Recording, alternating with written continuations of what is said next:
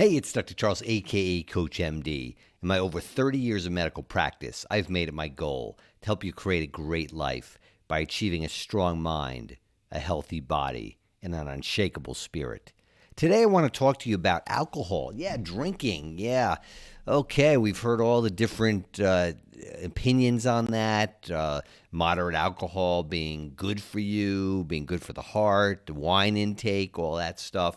Well, this has always I've always wondered about that because it seems that alcohol's been around for the millennia, not the millennia, the time in memoriam, as they say.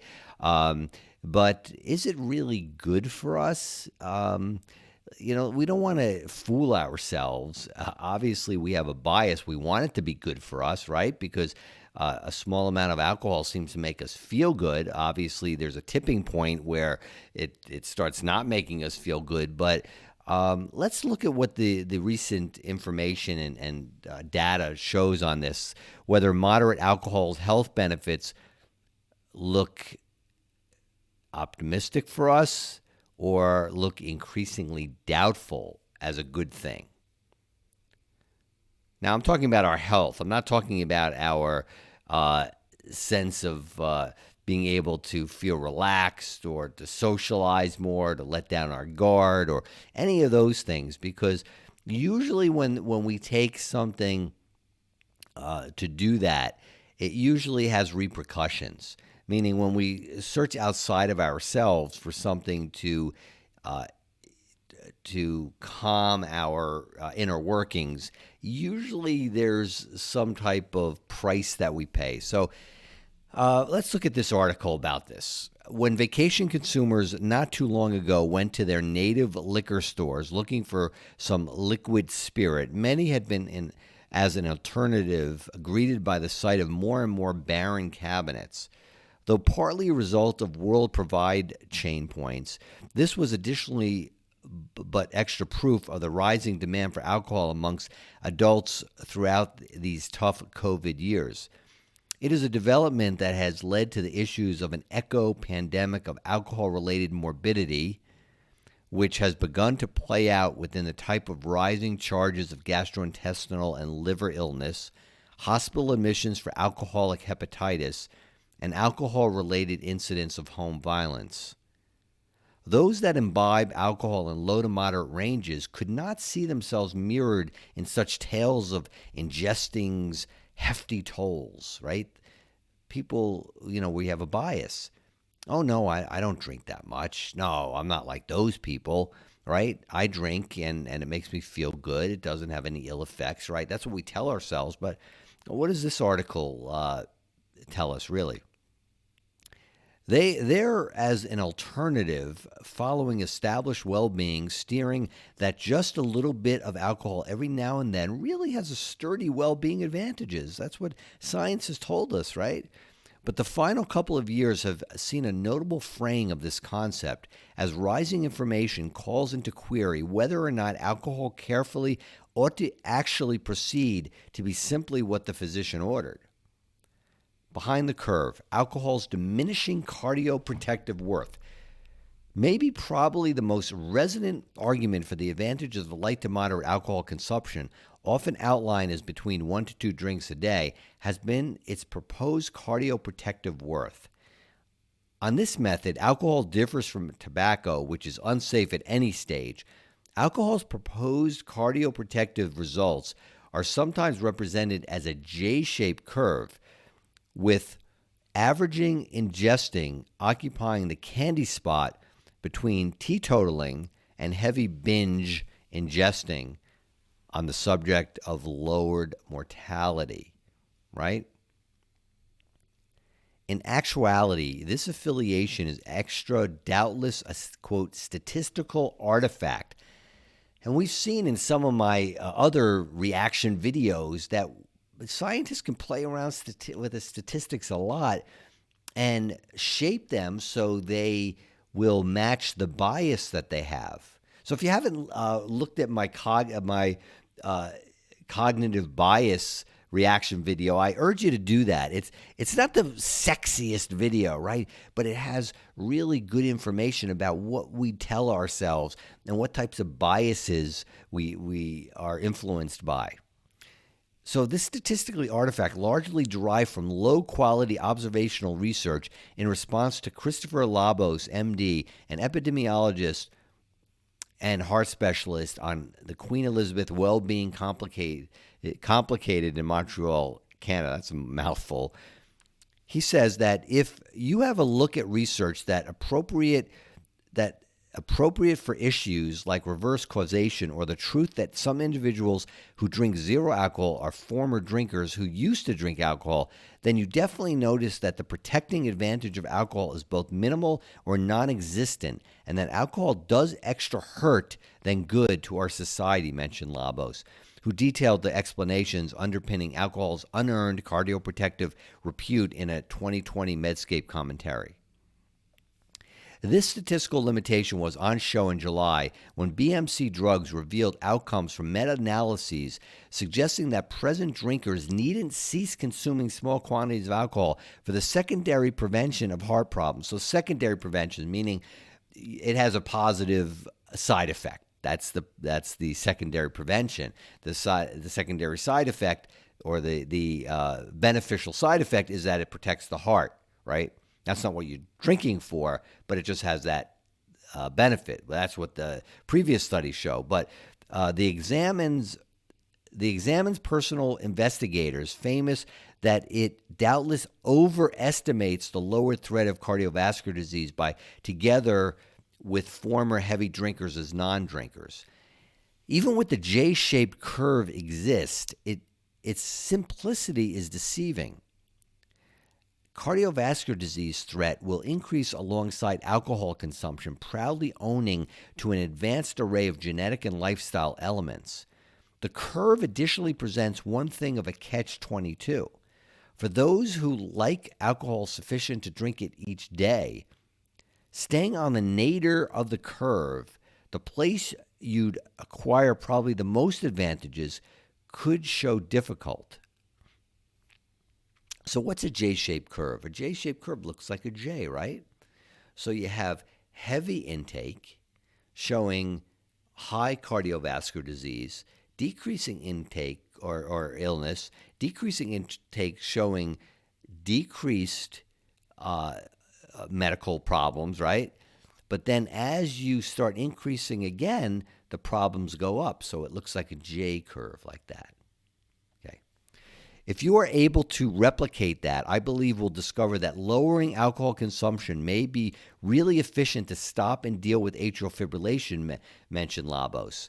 Okay, actually, I missed that paragraph. Atrial fibrillation, though, is an irregular heartbeat, and it's well known that people who do binge drinking get this atrial fibrillation, which is a fibrillating or a really, instead of the boom, boom, boom, boom of the heart, it goes like that, and that could be a real problem. Could increase blood clots and all sorts of other issues. Nevertheless, J-curve proponents will notice the publication this month of Examine information from the UK Biobank indicating that low ranges of alcohol consumption confers the best discount in atrial fibrillation threat. An ignored carcinogen no longer. Something that causes cancer as a carcinogen. Surveys point out that lower than half of people notice alcohol will increase most cancer threats, which may have modified only a bit this year. In early 2021, an epidemiologic evaluation estimated that alcohol contributed to 4.8% of most cancers circumstances and 3.2% of most cancer deaths in the USA. Then this summer season, Lancet Oncology revealed the outcomes of a high-profile population-based examine on the worldwide burden of most cancers because of alcohol. Though the principal takeaway message was that 4% of recent cancers circumstances worldwide in 2020 had been attributed to alcohol, it was additionally noteworthy that average ingesting accounted for 103,100 out of 741,300 of those projected annual circumstances. I'm just going to scroll here. But extra damaging information for average alcohol drinkers arrived later in the summertime when a staff of South Korean researchers revealed information exhibiting that when it got here to the chance of creating gastrointestinal cancers, even binge ingesting could also be preferable to steady, however, average consumption. So think about that. So drinking on an average basis intake could increase your risk of cancer more than going out maybe once a month and binge drinking.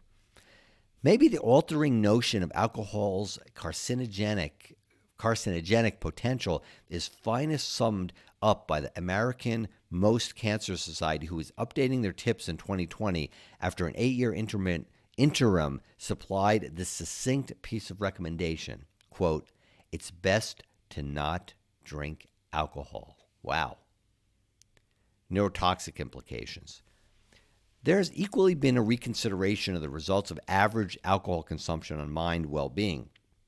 A latest report of multimodal or MRI mind and cognitive testing information from over 25,000 members within the UK Biobank examine point out that alcohol don't have any that's a little misprint there.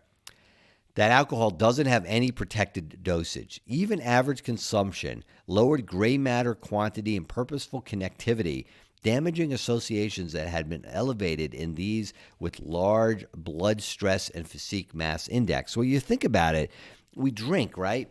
And we drink and we know it kind of numbs us or it kind of frees us. It gives us a little bit of sense of well-being in the lower dosage, relaxes us. So in order to do that, it has to do something to our nervous system, right? It has to lower the connectivity of these neurons when they talk to each other and they say, yeah, it's time to get anxious. Well, it dulls that down. But on a regular basis, when you drink it and it continually does that, this study is showing that it actually has long-term damaging effects.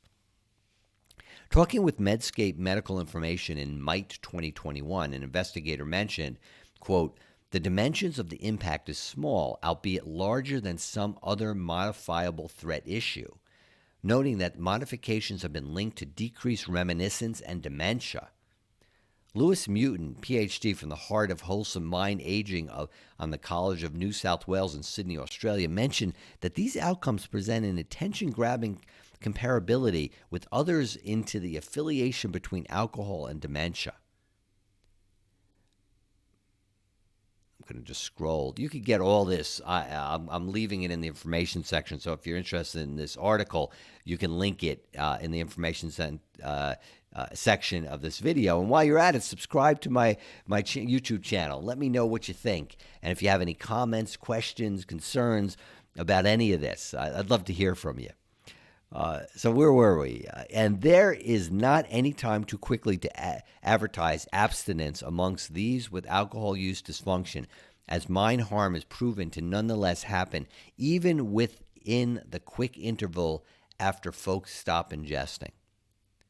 Though in yet another argument for the J-shaped curve's relevance, information from the Massachusetts Common Brigham Biobank not too long ago indicated that average alcohol use, not like low and heavy use, lowered each stress-related neurobiological exercise and main adversarial cardiovascular occasions. So what they're saying is that a low amount of alcohol, a very low amount of alcohol, is not dangerous. A low amount meaning maybe once or twice a month, okay?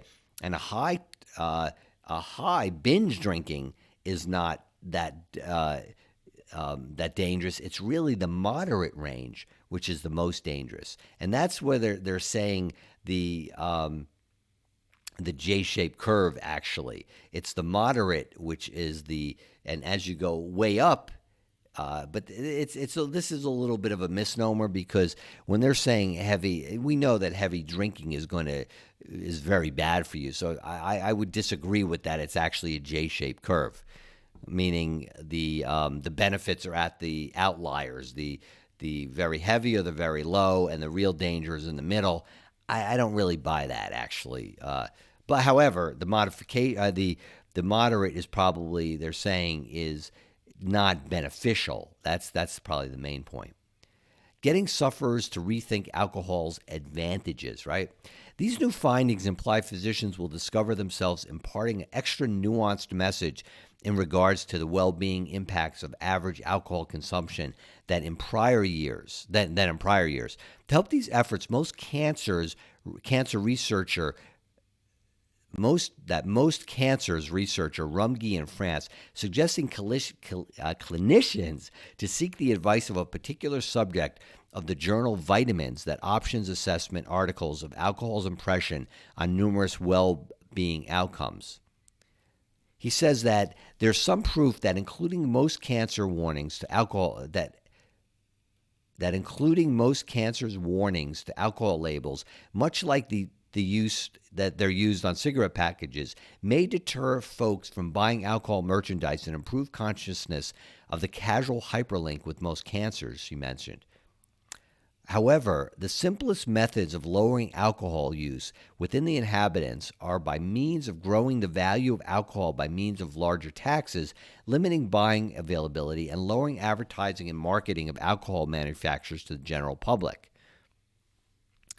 Neurologist Mutin goes on and says, for much less extreme problematic use, issues like cognitive behavioral remedy and motivational remedy are very efficient in lowering alcohol consumption, she informed Medscape. For all the dialogue about how the COVID-19 pandemic has exacerbated problematic ingesting, it has additionally supplied a chance for getting sufferers to re-examine their relationship to alcohol. Because the heart specialist Labos notes, rising information on alcohol's damaging results in all probability will not be thought about earth-shattering to most sufferers. Deep down, I believe most individuals know that alcohol will not be wholesome. However, it's a part of our social tradition, and so we discover methods to justify our personal conduct, right? That's personal bias. Labos means that clinicians reframe alcohol of their sufferers' minds for what it truly is, an indulgence that we should not have excessive amount of fairly often. Right? So let's call it what it is. It's an indulgence. Don't use it as some type of excuse that, okay, I'm drinking for cardioprotective reasons. It's actually good for my heart. It's good to decrease my incidence of other problems. No, it's an indulgence. Let's call it what it is, right? Let's be honest. Similar to junk meals, that does not imply we won't get pleasure from small quantities sometimes. However, we've to cease presenting that it's good for us as a result of, because it's not, right? So it's like saying, okay, McDonald's is good for us. No, I'm not saying you can never eat McDonald's, but don't pretend that it's good for you, right? Don't pretend cigarette smoking is good for you. Don't pretend, really, dark chocolate, it might be good in small doses, but don't pretend that eating a box of it is good for you, right? So let's as doctors giving advice to people, no. Alcohol benefits, the risks far outweigh the benefits. In very slight moderation, it may not hurt us, but it certainly is not good for us. So until next time, I'm Dr. Charles, a.k.a. CoachMD, urging you to stay strong in mind, in body, and in soul. Bye for now. Dr. Charles, CoachMD. Thanks for stopping by. Make sure to like and comment below. I'd love to hear from you. If you think you have a friend who might benefit from this video, share it with them. For access to exclusive content, support my Patreon. There you'll get private access to videos, meditations, health tips, even relationship and financial tips. You'll have a say in what I produce and be able to participate in a monthly call with me. Don't forget to follow me on Facebook, Instagram, and Twitter, and subscribe to my YouTube channel. See you soon.